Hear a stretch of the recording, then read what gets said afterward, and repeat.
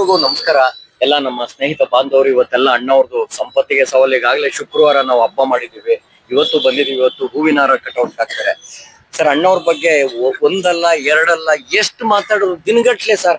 ನಾವೆಲ್ಲ ಅಣ್ಣವ್ರ ಸಿನಿಮಾಗಳು ನೋಡ್ತಾ ಬೆಳೆದೋ ಚಿಕ್ಕಂದಿಂದ. ನಿಮ್ ಕೆಲವು ಉದಾಹರಣೆಗಳು ಹೇಳ್ತೀನಿ ಸರ್. ಅವತ್ತಿನ ಸಿನಿಮಾಗಳು, ಅದ್ರಲ್ಲೂ ಅಣ್ಣವ್ರ ಸಿನಿಮಾಗಳಂದ್ರೆ ಒಂದು ಸಂದೇಶ ಕೊಡುತ್ತೆ. ನಿಮ್ಗೊಂದು ಉದಾಹರಣೆ ಹೇಳ್ತೀನಿ. ಅಣ್ಣವ್ರ ಸಿನಿಮಾಗಳು ಎಷ್ಟು ಎಲ್ಲಾ ನೋಡಿದೀವಿ ನಾವು, 120.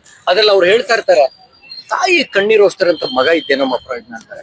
ನನ್ಗೆ ಅದು ಕಿವಿಗ್ ಬಿದ್ದಿ ಇವತ್ತು ನನ್ನ ಹೆತ್ತ ತಾಯಿ 88 ವರ್ಷ. ಇವತ್ತು ಬೆಳಿಗ್ಗೆ ಎದ್ದು ಅವ್ರು ನೋಡ್ಕೊಂಡು ಅಮ್ಮ ಏನ್ ಬೇಕು, ಹಣ್ಣು ಬೇಕಾ, ಅವ್ರು ಔಷಧಿ ತಗೊಂಡ್ರ ಎಲ್ಲ ಮಾಡ್ಕೊಂಡ್ ಬರ್ತೀನಿ. ಒಂದು ದಿನ ಹೋಗ್ಲಿಲ್ಲ ಅಂದ್ರೆ ನನಗೆ ಅಣ್ಣ ಅವ್ರು ಅಲ್ಲಿ ಕಿವಿಲ್ ಬಂದು ಹೇಳ್ತಾ ಇದಾರೆ ಅನ್ಸ್ತದೆ. ಆತರ ತಾಯಿ ನೋಡ್ಕೊಳ್ಳೋದು.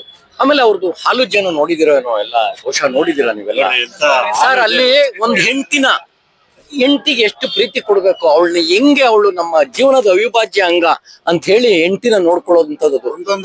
ಒಂದೊಂದು ಸೀನ್ ಅಂತೀವಿ ನಾವು, ದೃಶ್ಯಗಳು. ಅವ್ರ ಕೊನೆಯದು ಆ ಹೆಂಡತಿಗೆ ಕ್ಯಾನ್ಸರ್ ಬಂದಿರುತ್ತಲ್ಲ, ಅಭಿನಯ ಸರ್. ಕಣ್ಣಲ್ಲಿ ನೀರ್ ಬಂದ್ಬಿಡ್ತ ಸರ್. ಕಣ್ಣಲ್ಲಿ ನೀರ್ ಬಂದ್ಬಿಟ್ಟು ನಾವು ಅದನ್ನ ಹೋಗಿ ನಮ್ಮ ಮನೆಗೆ ನಮ್ಮ ಹೆಂಡತಿನ ಅದೇ ತರ ನೋಡ್ಕೊಳ್ಬೇಕು ಅನ್ಸ್ತದೆ. ಆತರ ಒಂದೊಂದು ಸರ್. ಆಮೇಲೆ ನಿಮ್ಗೆ ಇನ್ನೊಂದು ಹೇಳ್ತೀನಿ ಬಹಳ ಸರ್. ನಾನು ತಿರುಪತಿ ತಿಮ್ಮಪ್ಪನ ಪರಮ ಭಕ್ತ. ತಿರುಪತಿಗೆ ಹೋಗ್ತೀವಿ, ಸ್ವಾಮಿ ದರ್ಶನ ಮಾಡ್ಕೊಂಡು ಕೈ ಮುಗಿದು ಬರ್ತೀವಿ. ಆದ್ರೆ ಸ್ವಾಮಿ ನೋಡಿಲ್ಲ. ತಿರುಪತಿ ತಿಮ್ಮಪ್ಪನ ನಾವ್ಯಾರು ನೋಡಿಲ್ಲ. ಆದ್ರೆ ಅದೇ ಶ್ರೀನಿವಾಸ ಕಲ್ಯಾಣ ಹಾಡ್ ಬಂದ್ಬಿಡ್ಲಿ ಆ ಸೀನ್ ಬಂದ್ಬಿಟ್ರೆ, ಶ್ರೀನಿವಾಸ ನೀನೇನಪ್ಪ ಅಂತ ಕೈ ಮುಗಿತೀವಿ ಸರ್. ಇದನ್ನ ನೀವು ಕಲಿಯುಗದಲ್ಲಿ, ಈ ಕಲಿಯುಗ ಬರೀ ಒಂದೇ ಅಲ್ಲ, ಬೆಂಗಳೂರು ಕರ್ನಾಟಕ ಅಲ್ಲ, ಇಡೀ ಜಗತ್ತು ಏನ್ ದೇವ್ರು ಸೃಷ್ಟಿ ಮಾಡಿದಾನಲ್ಲ, ರಾಜ್ಕುಮಾರ್ನಂತ ನಟ ಒಬ್ಬ ಯಾರು ಇಲ್ಲ. ಆ ಕಲಿಯುಗದಲ್ಲಿ ತಿರುಪತಿ ತಿಮ್ಮಪ್ಪ ರಾಜ್ಕುಮಾರ ಇನ್ನೊಬ್ಬ ಹುಟ್ಟಲ್ಲ.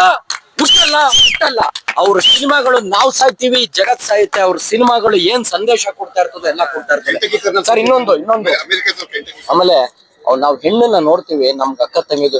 ಅವ್ರು ಯಾವ ಸಿನಿಮಾ ತಗೊಳ್ಳಿ ಸರ್, ಹೆಣ್ಣಿನ ಬಗ್ಗೆ ಏನ್ ಗೌರವ ಕೊಡ್ತಾರೆ. ಚಲಿಸುವ ಮೋಡಗಳು ತಗಡೆ ಆ ಕೋರ್ಟ್ ಸೀನ್ ಕೊನೆಗೆ ಹೇಳ್ತಾರೆ, ಹೆಣ್ಣಿನ ವಿದ್ಯಾದೇವತೆ ಅವಳು, ಜನ್ಮ ದೇವತೆ ಅವಳು ಅಂತ ಹೇಳ್ತಾರೆ. ಅವ್ರದ್ದು ಕೊನೆ ಸಿನಿಮಾ ಇದೆಯಲ್ಲ, ಯಾವ್ದು ಕೊನೆ ಸಿನಿಮಾ ಶಬ್ದವೇದಿನಲ್ಲಿ ಹೇಳ್ತಾರೆ, ಯಾರೋ ಒಬ್ಬ ಅವನು ಸೂಳೆ ಅಂತ ಪದ ಉಪಯೋಗಿಸ್ಬಿಡ್ತಾನೆ. ಅಲ್ಲಿ ಅಣ್ಣವ್ರು ಹೋಗಿ ಹೊಡೆದು, ಯಾವನ ನಿನ್ನಂತವ್ನಿಂದ ಹೆಣ್ಣಿ ಸ್ಥಿತಿ ಬಂದಂತ ಹೊಡಿತಾರೆ ನೋಡಿ. ಆ ಸೀನ್ ನೋಡಿದಾಗ ನಮ್ಗೆ ಏನ್ ಅನ್ಸ್ತದೆ. ಆಮೇಲೆ ನಾವು ದಾರಿಲಿ ಹೋಗ್ಬೇಕಾದ್ರೆ ಒಂದ್ ಹೆಣ್ಣಿಗೆ ಏನ್ ಬೆಲೆ ಕೊಡ್ತೀವಿ ಗೊತ್ತಾ? ಅದು ಕಲ್ತಿದ್ ಎಲ್ಲಿಂದ ಅಲ್ಲ ಸೋಮೆ, ರಾಜ್ಕುಮಾರ್ ಅವರಿಂದ. ಯಾವ ವಿಶ್ವವಿದ್ಯಾಲಯಗಳು ಡಿಗ್ರಿಗಳು ದುಡ್ಡು ಕೊಟ್ರೆ ಕೊಡ್ತಾರೆ ಇವತ್ತು. ಆದ್ರೆ ಆ ನೀವು ಪ್ರೊಫೆಸರ್ ತಗೊಳ್ಳಿ, ಅವ್ರಿಗೆ ಒಬ್ರಿಗೆ ಒಂದ್ ಸಂಭಾಷಣೆ ಹೇಳಕ್ ಬರಲ್ಲ. ಕನ್ನಡದ ಪ್ರೊಫೆಸರ್ ರಾಜ್ಕುಮಾರ್ ಎಷ್ಟು ಸ್ಪಷ್ಟವಾದ ಭಾಷೆ ಕನ್ನಡ. ಕವಿರತ್ನ ಕಾಳಿದಾಸದಲ್ಲಿ ಆ ಶ್ಲೋಕಗಳು ಹೇಳಿದ್ದಾರೆ. ಯಾರು ಹೇಳ್ತಾರೆ ಸ್ವಾಮಿ? ಆಮೇಲೆ ನಿಮ್ ಇನ್ನೊಂದು ತಮಾಷೆ ಹೇಳ್ತೀನಿ. ನೆನ್ನೆ ನಾನು ವಾಕ್ ಮಾಡ್ತಾ ಇದ್ದೆ ಸರ್. ಒಂದು ಲಾಸ್ಟ್ ವೀಕ್ ನಾನು ಪಾರ್ಕಲ್ಲಿ ವಾಕ್ ಮಾಡ್ತಾ ಇದ್ದೆ. ಇಬ್ರು ಮಾತಾಡ್ಕೊಂಡ್ ಬರ್ತಾ ಇದ್ರು. ಅವ್ರು ಏನ್ ಹೇಳ್ತಾರೆ ಗೊತ್ತಾ ಸರ್?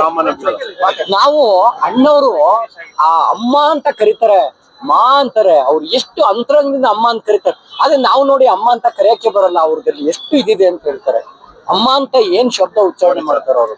ಹಾಗೆ ರಾಜ್ಕುಮಾರ್ ಅಂತ ಹೇಳ್ತಾ ಹೋದ್ರೆ ಸರ್, ಒಂದಿನ ಅಂತ ಅದ್ಭುತವಾದ ನಟ ಇನ್ನೊಬ್ಬ ಇಲ್ಲ.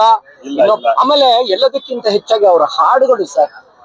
ನೀವೇನಾದ್ರು ಎಲ್ಲ ಏನ್ ಜೀವನ ಬೇಡ ಅಂತ ಹೇಳ್ಬಿಟ್ಟು ಇದ್ಕೊಂಡ್ರೆ ಅವ್ರು ಒಂದ್ ಹಾಡಾಕ್ಬಿಡಿ, ಏನ್ ಅದ್ಭುತವಾದ ಹಾಡುಗಳು. ಆಪರೇಷನ್ ಡೈಮಂಡ್ ರಾಕೆಟ್, ಅಲ್ಲಿ ಇಲ್ಲಿ ನೋಡುವೆ, ಅದೇನಾದ್ರು ಕೇಳ್ಬಿಟ್ರೆ ಏನಾರು ನಾವು ಕೊರಳಿಗೆ ನೇಣ್ ಹಾಕೊಂಡಿದ್ರು ಬಿಟ್ಟು ಬಂದ್ಬಿಡ್ಬೇಕು. ಆತರ ಊಟ ಮಾಡಿದ್ದೀವಿ. ಅಷ್ಟೇ ಅಲ್ಲ, ದಯವಿಟ್ಟು ಆಮೇಲೆ ಸಿನಿಮಾಗಳು, ಹಳೆ ಸಿನಿಮಾಗಳನ್ನ ಮತ್ತೆ ಇದೇ ತರನೇ ಸಂಭ್ರಮಾಚರಣೆಯಿಂದ ಮತ್ತೆ ರಿಲೀಸ್ ಮಾಡ್ಬೇಕು.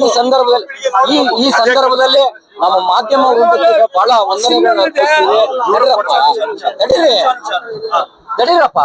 ಈ ಸಂದರ್ಭದಲ್ಲಿ ನಿಜವಾಗ್ಲೂ ಎಲ್ಲಾ ಮಾಧ್ಯಮಗಳಿಗೂ ನಾವು ಕೃತಜ್ಞರಾಗಿದ್ದೇವೆ. ಯಾಕೆಂದ್ರೆ ನೀವು ಇವೆಲ್ಲ ನೋಡಿ ಅದನ್ನ ಮಾಧ್ಯಮ ಜನಗಳಿಗೆ, ಈ ಸರ್ ಇವತ್ತಿನ ಯುವ ಪೀಳಿಗೆಗೆ ಇದೆಲ್ಲ ಬೇಕು ಸರ್. ಅವರೆಲ್ಲ ನೋಡಿ ಇವತ್ತು ಯಾವ್ದೋ ಪೇಪರ್ಗಳಲ್ಲಿ ಓದ್ತೀವಿ, ಅದ್ ನೋಡ್ತೀವಿ. ಜನಗಳು ಇವತ್ತಿನ ಯುವ ಜನಾಂಗ ಏನು ಕಲ್ತಿಲ್ಲ. ನಿಜವಾಗ್ಲೂ ಅಣ್ಣವ್ರ ಸಿನಿಮಾಗಳನ್ನ ನೀವು ತಲುಪಿಸ್ಬೇಕು. ಇದನ್ನೆಲ್ಲ ಅವ್ರಿಗೆ ಹೇಳಿ. ನಿಜವಾಗ್ಲೂ ಸರ್ ಒಳ್ಳೆ ಕೆಲಸ ಮಾಡ್ತಾ ಇದೀರಾ ಮಾಧ್ಯಮಗಳು. ನಿಮ್ ನಿಜವಾಗ್ಲೂ ನಾವು ಕೈ ಎತ್ತು ಮುಗಿತೀವಿ. ಇದನ್ನೆಲ್ಲರಿಗೂ ತಿಳಿಸಿ. ಅಣ್ಣವ್ರ ಪಿಕ್ಚರ್ಗಳು ನೋಡ್ಬೇಕು, ಇನ್ನ ಕಲಿಬೇಕು. ಅವರು ಮಹಾ ವಿಶ್ವವಿದ್ಯಾನಿಲಯ. ಆಮೇಲೆ ನಿಮ್ಗೆ ಹೇಳ್ತೀನಿ ಒಂದು ತಮಾಷೆ ಸರ್. ಹುಲಿಯಲ್ ಮೇವು ಶೂಟಿಂಗ್ ಇದ್ರು. ನಾನು ಚಿಕ್ಕ ಹುಡುಗ ಅವಾಗ ರಾಮನಗರದಲ್ಲಿ ಶೂಟಿಂಗ್ ಮುಗಿಸ್ಕೊಂಡು ಮಂಡ್ಯದಲ್ಲಿ ಒಂದು ರಸಸಂಜೆ ಇಟ್ಟವ್ರೆ ಸರ್. ಎಂತ ಆ ರಸಂಜೆನ ನೋಡ್ಬಿಟ್ಟೆ, ಯಾವ್ದೋ ಗಂಧರ್ವ ಲೋಕದಲ್ಲಿ ಇದ್ದಂಗಿತ್ತು ರಸಂಜೆ. ಆ ಶಂಕರ್ ಗುರು ಹಾಡುಗಳು, ಹುಲಿಯಲಿನ ಮೇವು ಹಾಡುಗಳು, ಆಮೇಲೆ ಆ ರಸಸಂಜೆಯನ್ ಮಾಡಿ ದುಡ್ಡು ಹಣನ ಅನಾಥಾಶ್ರಮ ಕೊಡ್ತಾರೆ ಅವ್ರು, ಗೊತ್ತಾ? ಅವ್ರದ್ದು ಒಂದು ಇನ್ಸಿಡೆಂಟ್ ಹೇಳ್ಬಿಡ್ತೀನಿ. ಅವ್ರ ಪೊಲೀಸ್ ಆಫೀಸರ್ ಕೆಂಪೇಗೌಡ ಯಾರೋ ಇದ್ರು, ಅವರು ಮೈಸೂರ್ಗೆ ಹೋಗಿದ್ದಾರೆ. ಪೊಲೀಸ್ ಸ್ಟೇಷನ್ ಯಾರೋ ಹೆಣ್ಮಕ್ಳು ಇದ್ ಮಾಡಿದಾರೆ. ಅವ್ರು ಕೇಳಿದಾರೆ ಯಾಕೆ ಅಂತ. ಏನು ಇದಾಗ ಅವ್ರು ಬೇಜಾರಾಗಿ ಅವತ್ತು ಆ ಹೆಣ್ಮಕ್ಳನ್ನ ಬಿಡಿಸ್ಬಿಟ್ಟು ಏನು ಸಂಗೀತದಿಂದ ಬರುವಂತ ಹಣನ ಆ ಹೆಣ್ಮಕ್ಳು ಒಂದು ಕಲ್ಯಾಣ ಶಕ್ತಿಧಾಮಕ್ಕೆ ಕೊಟ್ಟು ಮಾಡಿದ್ದಾರೆ.